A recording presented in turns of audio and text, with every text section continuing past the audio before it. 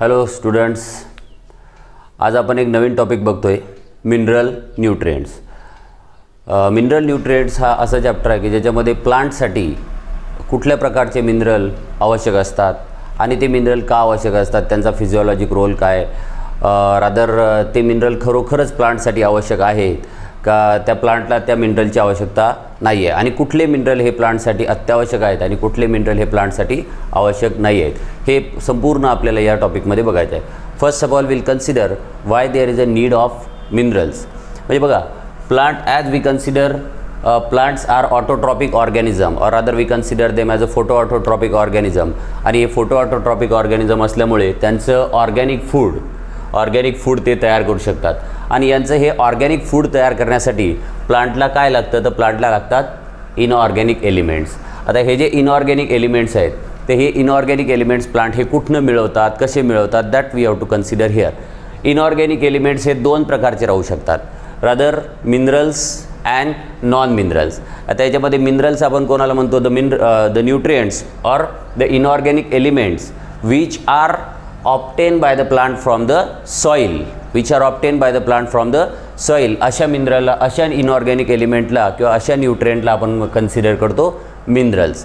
And the non minerals, जे nutrients plant हे सॉईलपासून न मिळवता इतर कुठेही मिळवतील तर त्याला म्हणतो आपण नॉन मिनरल. आता न्यूट्रिशन काय, तर न्यूट्रिशन म्हणजे प्लांटला स्वतःचं फूड तयार करण्यासाठी आवश्यक असणाऱ्या गोष्टी.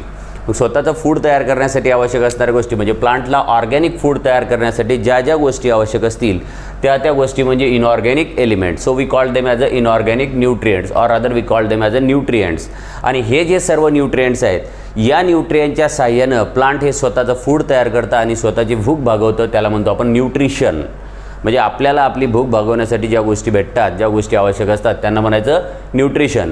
आणि हे न्यूट्रिशन तयार करण्यासाठी जे तुम्हाला एलिमेंट लागतील तर त्या एलिमेंटला म्हणतो आपण इनऑर्गॅनिक एलिमेंट. आणि हे सर्व इनऑर्गॅनिक एलिमेंटला तुम्ही कन्सिडर करणार रादर न्यूट्रिएंट्स. आणि हे न्यूट्रिएंट मग आपल्याकडे दोन प्रकार झाले, एक तर मिनरल न्यूट्रिएंट्स आणि सेकंड नॉन मिनरल न्यूट्रिएंट्स. आता याला मिनरल न्यूट्रिएंट का म्हटलं आणि याला नॉन मिनरल न्यूट्रिएंट्स का म्हटलं, द न्यूट्रिएंट्स विच और the rather the element which has been obtained by the plant from soil is considered as mineral elements or mineral nutrients, and the elements which are obtained by the plant from other sources, so such a mineral or such a elements are considered as a non mineral element, so they are non mineral. आता प्लांटसाठी हे जे inorganic element असतात, हे inorganic element rather दोन प्रकारामध्ये divide करू शकतो आपण, एक तर इसेन्शियल आणि नॉन इसेन्शियल. मग आता याच्यामधला इसेन्शियल एलिमेंट आणि non essential element, essential element कोणाला म्हणायचं आणि नॉन इसेन्शियल. आता हे जे इनऑर्गॅनिक एलिमेंट आपण पिरियॉडिक टेबलमधले मोस्ट ऑफ एलिमेंट्स आपण जे कन्सिडर करतो तर त्यांच्यामधले कुठले एलिमेंट हे प्लांटसाठी अत्यावश्यक आहेत आणि कुठले एलिमेंट नसतील तरी चालेल. तर जे एलिमेंट्स असणे आवश्यक आहे प्लांटच्या ग्रोथसाठी, such elements we considered as a essential elements. आणि ज्या एलिमेंट्सची आवश्यकता प्लांटला नाही आहे, such elements we considered as a non essential element. मग आता हे इसेन्शियल कोणाला म्हणायचं आणि नॉन इसेन्शियल एलिमेंट्स कोणाला म्हणायचं, how plant is going to define or rather how we will able to consider which elements are essential and which are non-essential.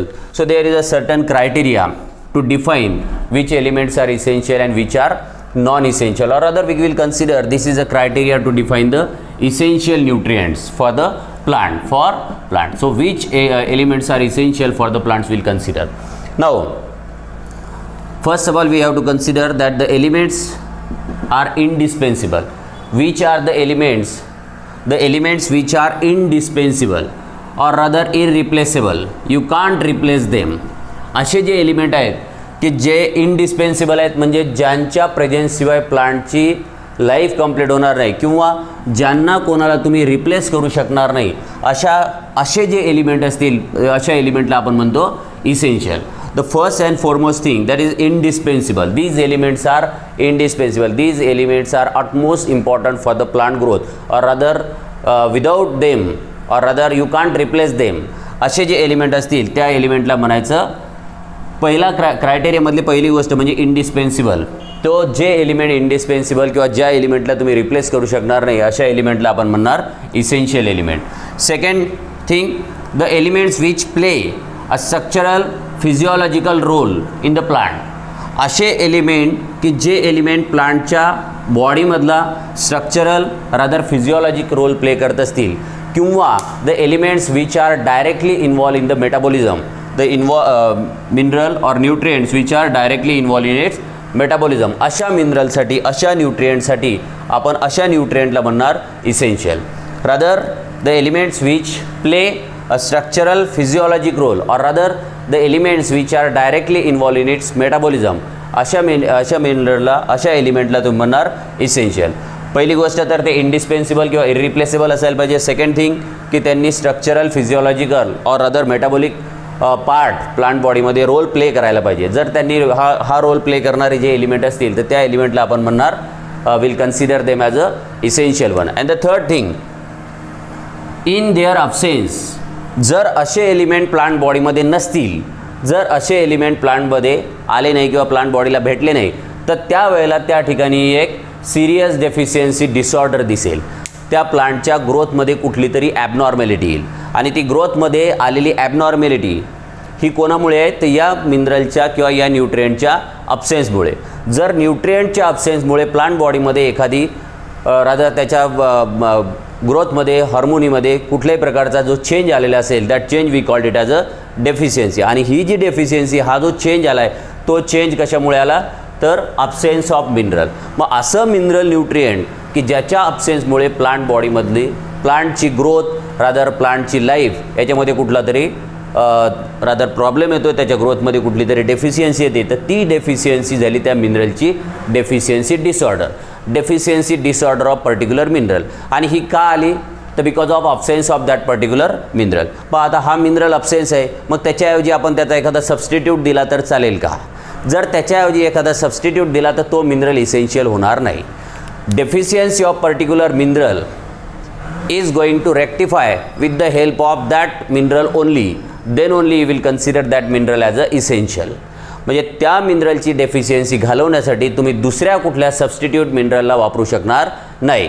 त्याऐवजी त्या ठिकाणी तोच लागेल. जर तोच त्याची डेफिशियन्सी डिसऑर्डर भागवू शकतो किंवा बघा जर एखादा मिनरल अब्सेन्स आहे तर त्याचा त्या प्लांटच्या बॉडीवरती कुठली तरी डेफिशियन्सी डिसऑर्डर दिसते याचाच अर्थ तो मिनरल प्लांटसाठी अत्यावश्यक आहे. जर तो आवश्यक नसता तर या प्लांटमध्ये ही डेफिशियन्सी आली नसती.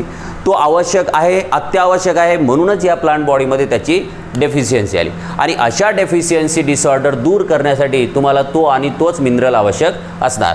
जर एखाद्या मिनरलच्या अब्सेन्समुळे प्लांट बॉडीमध्ये कुठली डेफिशियन्सी डिसऑर्डर येत असेल आणि that deficiency disorder he rectify correct करण्यासाठी त्याच मिनरलची आवश्यकता असेल तुम्ही त्याला दुसऱ्या मिनरलने सबस्टिट्यूट करू शकत नसाल तर त्या मिनरलला आपण म्हणणार इसेन्शियल मिनरल. म्हणजे एकतर तो इंडिस्पेन्सिबल असायला पाहिजे त्याचं प्लांट बॉडीमध्ये असणं अत्यावश्यक आहे. सेकंड थिंग तो प्लांट बॉडीमध्ये स्ट्रक्चरल फिजिओलॉजिक रोल प्ले केला पाहिजे आणि sometimes rather it should involve in the metabolism also. आणि the mineral whose absence is going to cause a deficiency disorder. ज्या मिनरलच्या अब्सेन्समुळे प्लांट बॉडीमध्ये कुठली तरी डेफिशियन्सी डिसऑर्डर येत असेल तर त्या मिनरलला आपण म्हणणार इसेन्शियल.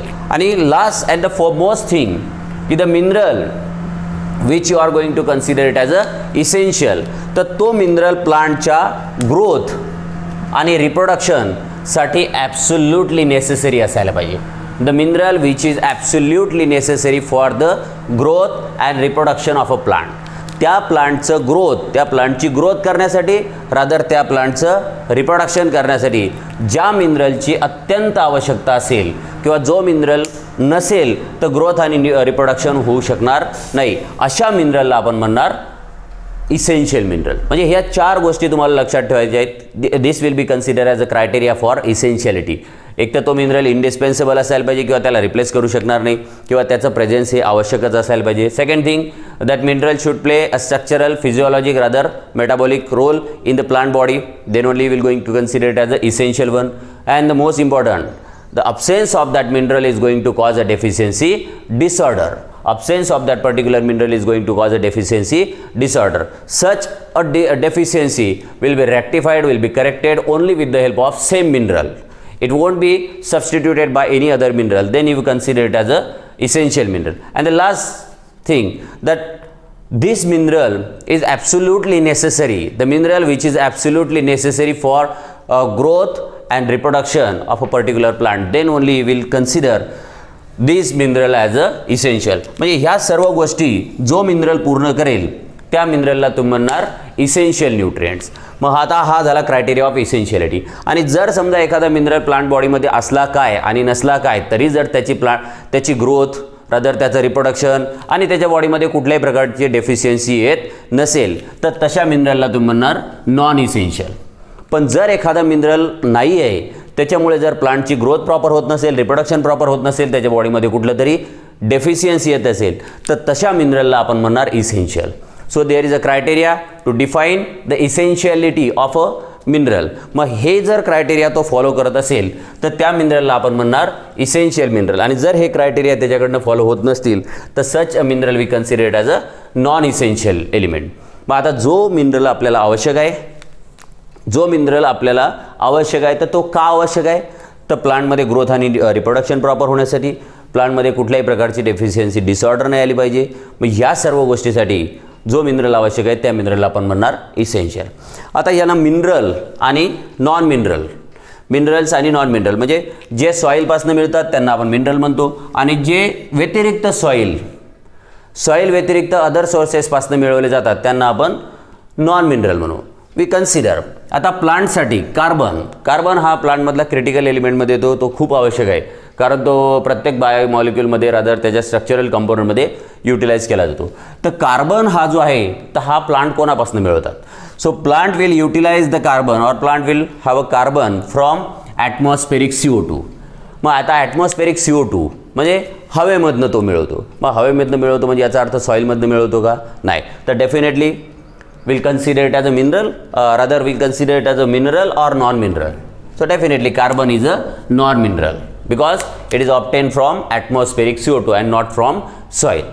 प्लांटला आवश्यक असणारा कार्बन हे प्लांट कार्बन डायऑक्साईड पासून मिळवतात, CO2 पासून मिळवतात आणि CO2 हा ॲटमॉस्फेरिक आहे त्याच्यामुळे तो एअर पासून मिळवला जातो आणि म्हणून आपण याला कार्बनला आपण मिनरल एलिमेंट न म्हणता, see carbon is essential element पण कार्बनला आपण मिनरल एलिमेंट न म्हणता आपण we consider it as a non mineral element.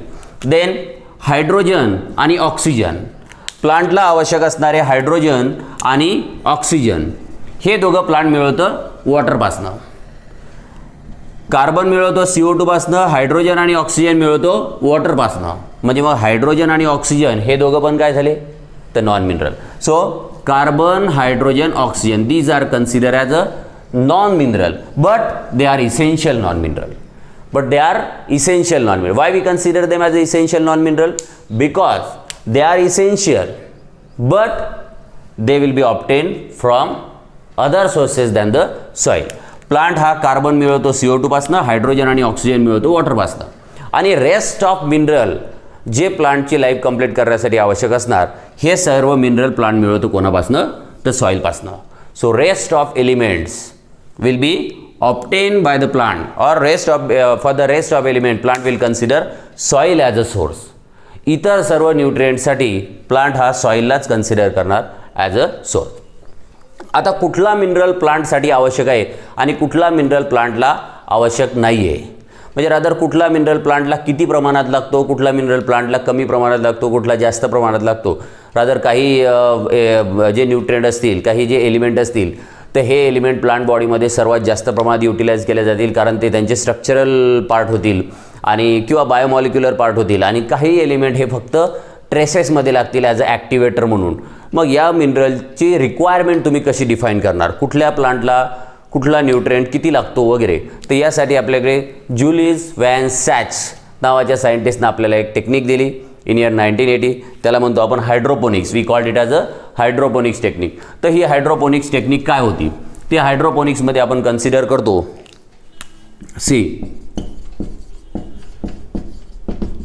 We consider hydroponics. तर हायड्रोपोनिक्स ही काय तर एक soilless culturing of a plant आहे. इट इज सॉइललेस म्हणजे याच्यामध्ये प्लांटला तुम्ही वाढवता पण त्या वाढवण्यासाठी तुम्ही सॉईल कन्सिडर करत नाही किंवा सॉईलमध्ये प्लांट लावत नाही. मग आपण कशामध्ये लावतो तर consider will take a water, pure water घेणार तुम्ही आणि या वॉटरमध्ये असं एक प्लांट लावणार तुम्ही आणि या प्लांटचे रूट फक्त कुठं असणार तर हे असणार वॉटरमध्ये. This is water. मग या वॉटरमध्ये रूट टाकणार. मग आता या वॉटरमध्ये रूट टाकणार, मग याला काय फक्त पाणीच आवश्यक आहे का? तर नाही, याला पाण्यासोबत न्यूट्रिएंट पण लागणार. मग आता या प्लांटला याची प्रॉपर ग्रोथ करण्यासाठी कुठल्या प्रकारचे न्यूट्रिएंट लागणार, कुठले आवश्यक आहेत, कुठले कमी प्रमाणात लागणार, कुठले जास्त प्रमाणात लागणार. आता तुम्ही सॉईलमधले न्यूट्रिएंट काढून घेऊ शकत नाही किंवा सॉईलमध्ये ॲडिशनली किती टाकले आणि ते त्या प्लांटलाच भेटतात का, हे तुम्ही प्रॉपरली चेक करू शकणार नाही. म्हणजे समजा आपण एखाद्या ठिकाणी प्लांट लावलं आणि त्या प्लांटच्या याच्यामध्ये आपण कुठलं तरी न्यूट्रिएंट टाकतो, मग तो टाकलेला न्यूट्रिएंट पूर्णपणे प्लांटलाच भेटला का तो पाण्यामुळे वाहत गेला का दुसऱ्या प्लांटच्या रूटने येऊन त्याला घेऊन गेलं, तर याच्यामुळे आपल्याला ते करेक्ट आयडेंटिफाय होणार नाही. मग हे करेक्ट आयडेंटिफिकेशन की कुठला मिनरल प्लांटला किती प्रमाणात लागतो, तर ते आयडेंटिफाय करण्यासाठी आपल्याला ज्युलिच व्हॅन सॅचने एक टेक्निक दिली, that is hydroponics, culturing of a plant without soil or soilless culturing of a plant. मग यावेळेला आपण काय करतो, तर हे जे वॉटर आहे तर या वॉटरमध्ये तुम्ही डिझॉल्व न्यूट्रिएंट्स, म्हणजे न्यूट्रिएंटचं जे काही सोल्युशन करणार, न्यूट्रिएंट हे प्लांट फक्त न्यूट्रिएंटला आयोनिक फॉर्ममध्ये घेऊ शकतो. आयोनिक फॉर्ममध्ये घेऊ शकतो म्हणजे त्याला डिझॉल्व करावं लागेल. मग आता या ठिकाणी आपण काय करू, पर्टिक्युलर मिनरल, म्हणजे आपण बघू की कुठले मॅक्रो आहेत कुठले मायक्रो आहेत, पण पर्टिक्युलर मिनरल तुम्ही काय करणार, याच्यामध्ये एक मेजर्ड अमाऊंट ऑफ मिनरल तुम्हाला आवश्यक असणारे ग्रेडेड अमाऊंट करा. म्हणजे पहिले तुम्ही समजा इन केस आपण काय करू, तर आपण समजा 5 millimole, 7 millimole, 10 millimole, 1 millimole, 2 millimole असं न्यूट्रिएंट टाकत जाऊ. मग आता हे जेव्हा न्यूट्रिएंट तुम्ही याच्यामध्ये डिफरंट ग्रेड ऑफ टाकताय, म्हणजे सपोज पहिल्या वेळेला तुम्ही 1 मिलीमोल टाकलं, त्यानंतर तुम्ही प्लांटची ग्रोथ ऑब्झर्व करता. दुसऱ्या वेळेला तुम्ही 2 मिलीमोल टाकलं, त्यावेळेला तुम्ही प्लांटची ग्रोथ ॲब्झर्व करता. देन तिसऱ्या वेळेला समजा तुम्ही 4 मिलीमोल टाकलं, त्यावेळेला प्लांटची ग्रोथ ऑब्झर्व करता. देन 6 मिलीमोल टाकलं, त्यावेळेला ग्रोथ ऑब्झर्व करता. देन 8 मिलीमोल टाकलं, त्यावेळेला ग्रोथ ऑब्झर्व करता. 10 मिलीमोल टाकलं, त्यावेळेला ग्रोथ ऑब्झर्व करता. 12 मिलीमोल टाकलं, त्यावेळेला ग्रोथ ऑब्झर्व करता. मग अशी जेव्हा तुम्ही ग्रोथ ऑब्झर्व करायला लागली आणि तुम्हाला एका पॉईंटला असं दिसलं की समजा आपण जे समजा 1 पासून 12 पर्यंत टाकलं, त्याच्यामध्ये समजा तुमच्या प्लांटची ग्रोथ ही 10 मिलीमोल टाकली तेव्हा जास्त आहे, म्हणजे त्या एलिमेंटची प्लांटला किती आवश्यक आहे, तो एलिमेंट प्लांट बॉडीमध्ये किती असला पाहिजे, तर मोर दॅन 10 मिलीमोल असला पाहिजे. सो अशा प्रकारे या हायड्रोपोनिक्स टेक्निकनं, so this hydroponics technique is going to let us clear that which particular element in which quantity will be required by the plant for its optimum growth. त्या प्लांटची optimum growth होण्यासाठी आपल्याला कुठलं element, कुठला mineral, कुठलं nutrient किती प्रमाणात त्याच्या बॉडीमध्ये पोहोचलं पाहिजे किंवा सॉईलमध्ये अवेलेबल असलं पाहिजे, तर हे चेक करण्यासाठी जी टेक्निक ज्युलिच व्हॅन सॅचने आपल्याला दिली त्या टेक्निकला आपण म्हणतो hydroponics. And with the help of this hydroponic technique we can identify which particular element in what quantity will be required for optimum growth of a plant. मग अशा ही हायड्रोपोनिक्स टेक्निक, आता याच्यामध्ये बरेचसे ॲडव्हान्सेस झाले आणि याच टेक्निकच्या सहाय्याने बऱ्याचशा प्लांटचे मीडियम सेट झाले.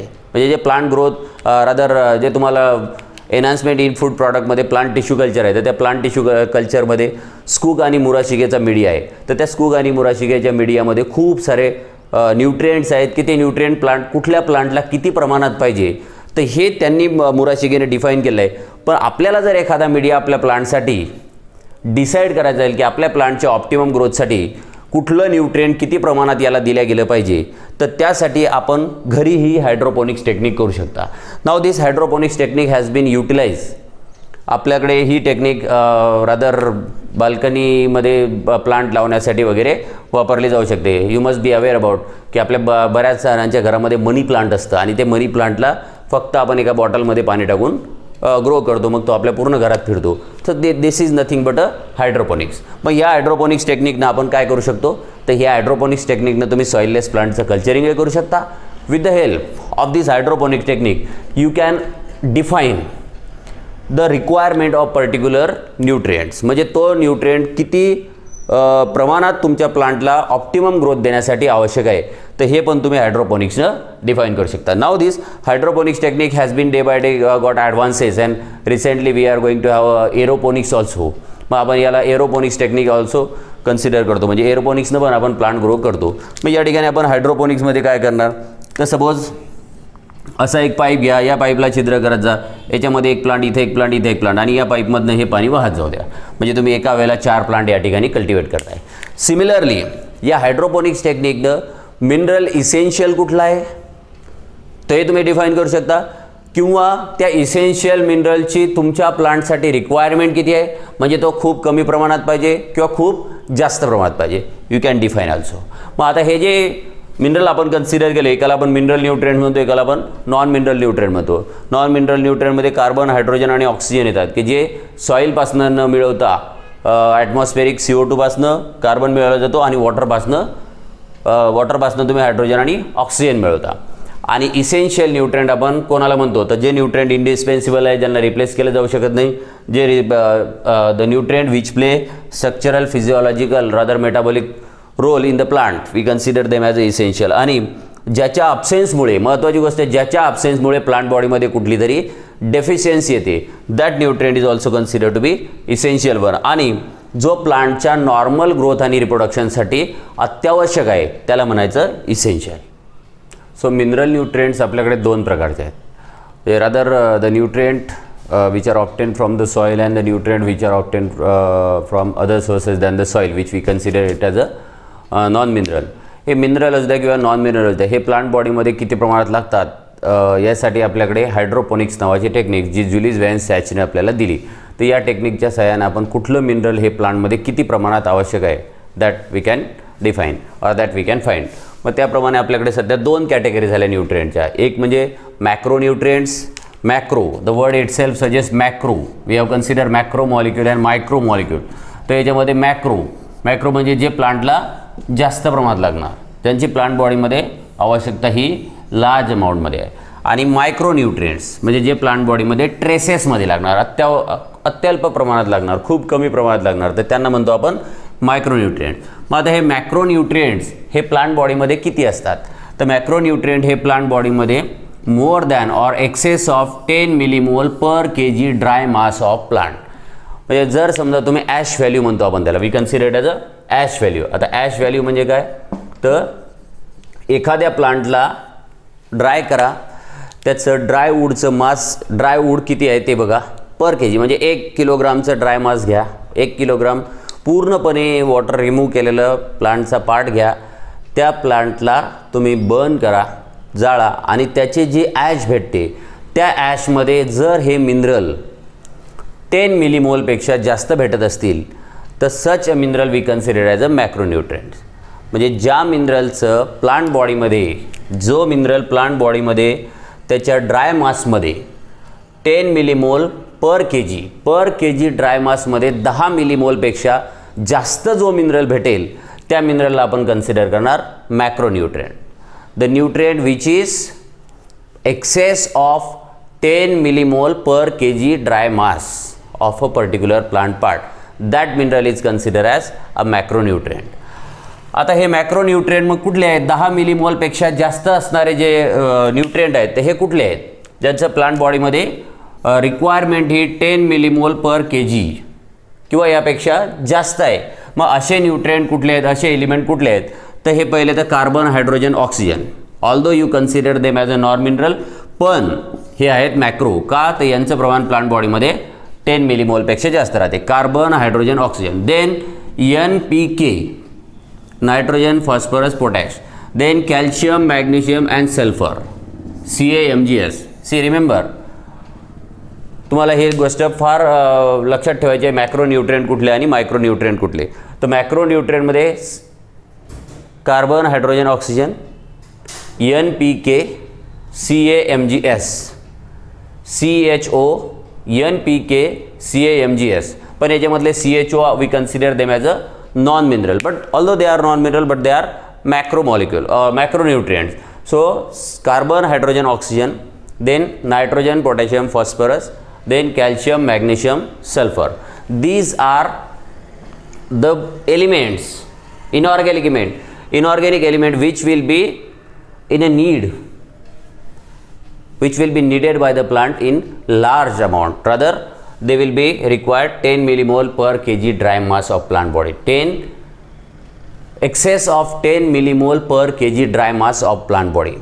Rather, carbon, hydrogen, oxygen, CHO, NPK, CaMgS, NPK, CaMgS, NPK, CaMgS. You just remember it, NPK, CaMgS and then CHO.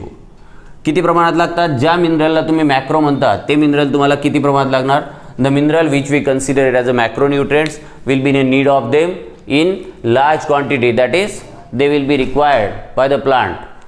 किती प्रमाणात लागणार? तर 10 millimole per kg, 10 millimole per kg of their dry mass. मग हे कुठले आहेत macronutrient? तर ते आहेत CHO, NPK, CaMgS. CHO, NPK, CaMgS. Remember it, CHO, NPK, CaMgS हे झाले तुमचे मॅक्रोन्यूट्रिएंट्स. नाव विल कन्सिडर कुठल्या न्यूट्रिएंटला तुम्ही मायक्रोन्यूट्रिएंट म्हणणार? The nutrient, micro word itself suggest traces और मायक्रोस्कोपिक और अदर मायक्रॉन. आता जे mineral प्लांटला 10 millimole per kg dry मासपेक्षा कमी लागतात, दोनच गोष्टी आहेत, एक 10 मिलीमोलपेक्षा जास्त आवश्यक असणारा आणि एक 10 मिलीमोलपेक्षा कमी आवश्यक असणार. मग ज्या मिनरलचं आवश्यकता प्लांट बॉडीमध्ये 10 मिलीमोल पर kg ड्राय मासपेक्षा कमी असणार अशा मिनरलला आपण म्हणणार मायक्रोन्यूट्रिएंट. अशा न्यूट्रिएंटला आपण म्हणणार micronutrient. Micronutrient will be required in traces by the plant. म्हणजे याचं प्रमाण प्लांटमध्ये किती? Less than 10 millimole per kg dry mass लागेल.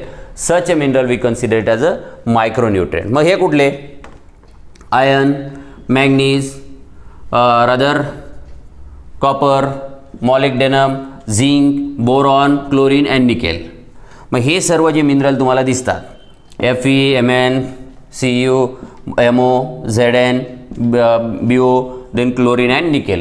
These nutrients are considered as a micronutrient. So why we consider them as a micronutrient? Because they will required in plant less than 10 millimole, less than 10 millimole per kg dry mass. They will required less than 10 millimole. आणि या दोन्ही व्यतिरिक्त काही असे minerals आहेत ज्यांना आपण beneficial element म्हणतो.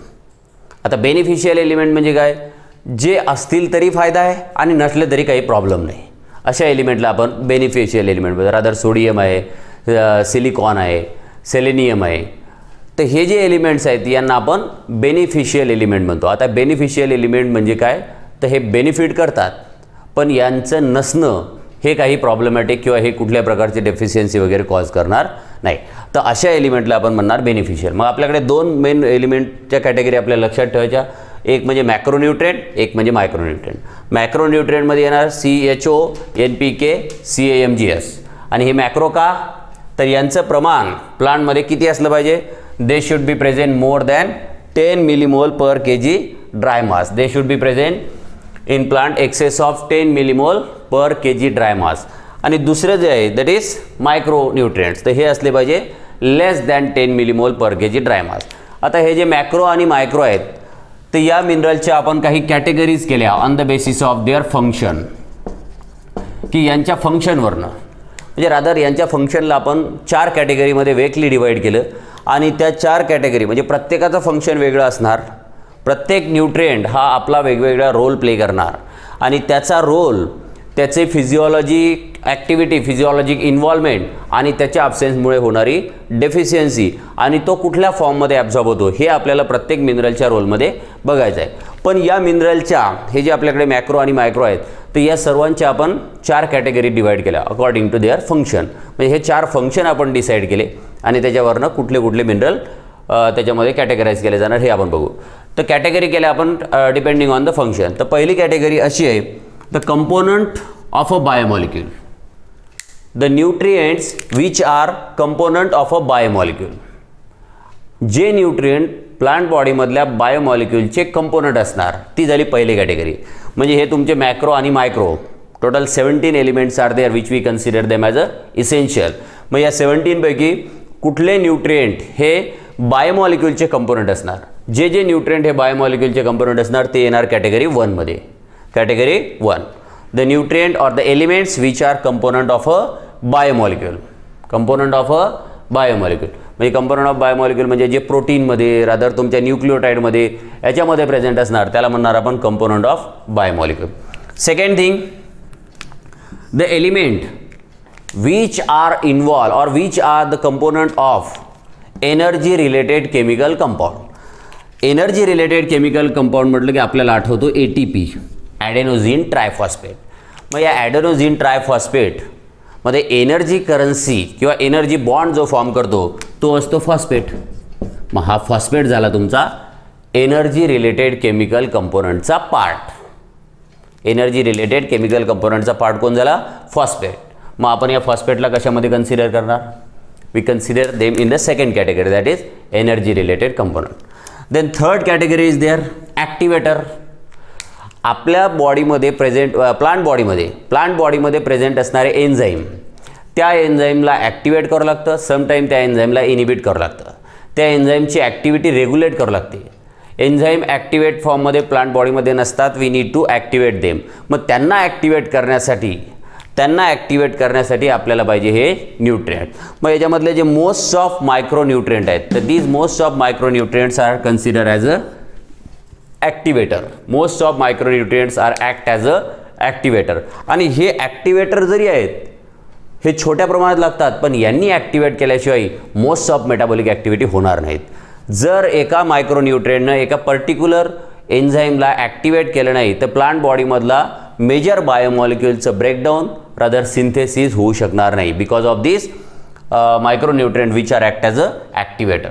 So third category is a activator, the nutrient which act as a activator or rather inhibitor. म्हणजे ते ॲक्टिवेटही करू शकतात किंवा ते इनिबिटही करू शकतात. अशा याला म्हणू आपण ॲक्टिवेटर. मग या ॲक्टिवेटर कॅटेगरीमध्ये यांच्यापैकी कुठले येतात तर त्यांना आपण इथं कन्सिडर करणार ॲक्टिवेटरमध्ये. आणि the last category of our mineral on the basis of function is a osmotic potential. The mineral which are going to maintain the osmotic potential of a sale.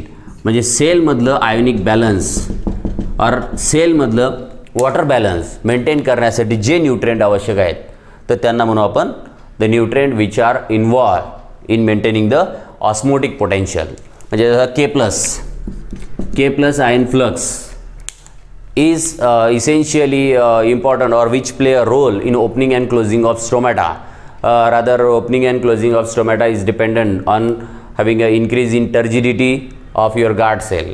मग त्यासाठी म्हणजे यानं काय केलं तर तुमच्या या सेलमध्ये किती वॉटर यायला पाहिजे, किती वॉटर याच्यामधनं बाहेर जायला पाहिजे, तर ते ऑस्मोटिक पोटेन्शियल मेंटेन करण्यासाठी लागणारे न्यूट्रिएंट्स और एलिमेंट तर त्यांना आपण कॅटेगराइज करतो in the maintaining osmotic potential. म्हणजे ओव्हरऑल तुमच्याकडे जे मॅक्रो आणि मायक्रो रादर इसेन्शियल एलिमेंट जेवढे काय असणार तर त्या सर्व इसेन्शियल एलिमेंटच्या आपण 4 कॅटेगरी करतो. पहिली category component of biomolecule, the nutrient which are component of a biomolecule. Second category which are the elements which are related to the energy rather ATP. Then third category the element which act as a activator, and the fourth category which maintain osmotic potential. Here on the macronutrient and micronutrient we have to consider what exact role they play in the plant body, what exact physiologic role they play in the plant body, rather how they will be absorbed by the plants. See, as we consider them as a mineral nutrients, we consider them mineral nutrients. So mineral nutrients are present in the soil. मग सॉईलमधनं हे कसे absorb होणार तर सॉईलमध्ये असणारं water, त्या वॉटरमध्ये हे mineral dissolve होणार and that water will be absorb. So plant will not absorb pure water, plant absorb water with a dissolve mineral which we consider sap. वॉटरमध्ये जर मिनरल डिझॉल्व केले तर we consider it as a sap. तर ते SAP absorb करतं plant. मग हे mineral कुठल्या मिनरल जेव्हाही प्लांट बॉडीमध्ये ॲब्झॉर्ब होणार so they will always been absorb in their ionic form. Mineral हे आयोनिक फॉर्ममध्ये ॲब्झॉर्ब केले जाणार. मग हे आयोनिक फॉर्ममध्ये जे मिनरल ॲब्झॉर्ब केले जाणार तर हे मिनरल ॲब्झॉर्ब होतात थ्रू रूट्स. मग हे कसे ॲब्झॉर्ब होतात त्यांचा कुठल्या फॉर्ममध्ये minerals will be absorb that we have to consider. Then second thing we have to consider what exact physiologic role they play, where exactly they will be utilized as a components, and the third and most important, what kind of deficiency their absence is going to cause in the plant body. So here we have considered your criteria of essentiality. Then we have considered macronutrient, micronutrient, and which elements are considered as micronutrient, which elements are considered as a macronutrient. Rather we have considered which elements are considered to be essential one, and here we have considered the 4 categories of your nutrients on the basis of their function. So here we stop.